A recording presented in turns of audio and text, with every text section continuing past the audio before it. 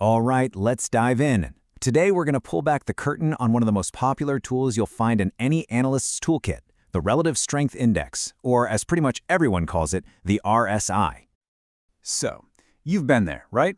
You're watching a price just climb, and the big question in your head is always the same. Is this thing for real, or is it about to run out of gas? Think of it like a car accelerating down the highway. Is the engine roaring, pushing harder and harder? Or is it starting to sputter and cough, even though the car is still moving forward? The key to answering that lies in one simple idea. And that idea is market momentum. It's not just about which way the price is going, it's about the force, the oomph behind that move. Is that push getting stronger or is it getting weaker? That's the core concept we need to be able to measure. And that, of course, brings us to the tool that was designed to do exactly that. So let's meet the Relative Strength Index, our momentum meter, and the very practical problem solver who came up with it. Okay, so picture this. It's 1978. A mechanical engineer named J. Wells Wilder Jr. decides to tackle this momentum problem. He wanted to create a simple, reliable gauge to see the real strength behind price moves. The result was the RSI, and honestly, it became one of the most essential tools for analysts just about everywhere. So what exactly is it? Well, the RSI is what's known as an oscillator. Now, don't let that word fool you. It's just a fancy term for an indicator that moves back and forth in a set range. That's it. Just think of it like the needle on a gauge in your car's dashboard. It's built to give you a really clear visual read on momentum. The whole concept is beautifully simple. The meter runs on a scale from 0 to 100. You see a reading up near 100? That suggests some seriously strong upward momentum. See it down near 0? That suggests the opposite. But the real magic isn't just the number, it's how we interpret the different zones on this scale. Which brings us to section 2. Let's look at the most common way people use the RSI, by keeping an eye on when that needle swings into some pretty important warning zones. And to stick with our car analogy, you can think of these zones like the warning lights on your dashboard.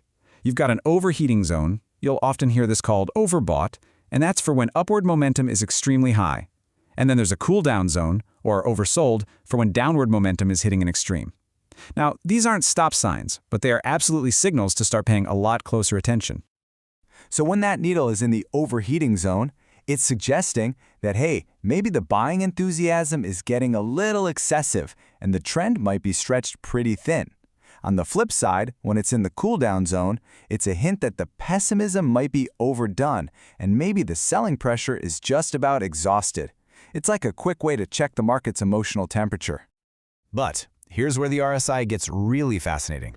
What happens when the price chart and your momentum meter start telling you two completely different stories?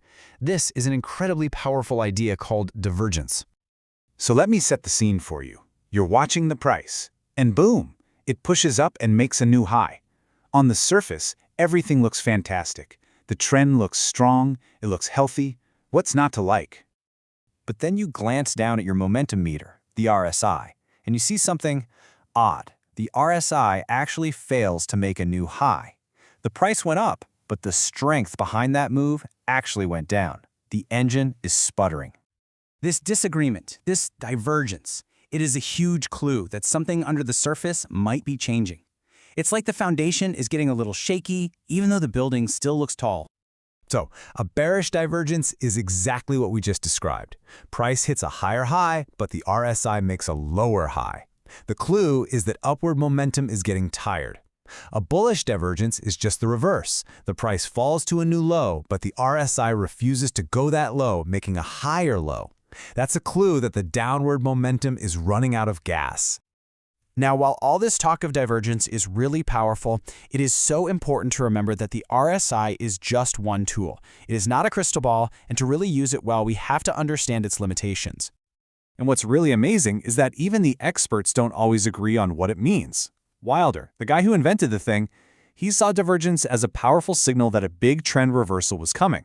But then another famous analyst, Andrew Cardwell, he had a totally different take. He argued that in strong trends, divergence is often just a sign of a brief pause, a little correction, before that main trend gets going again. It just shows you there's no single right way to read it.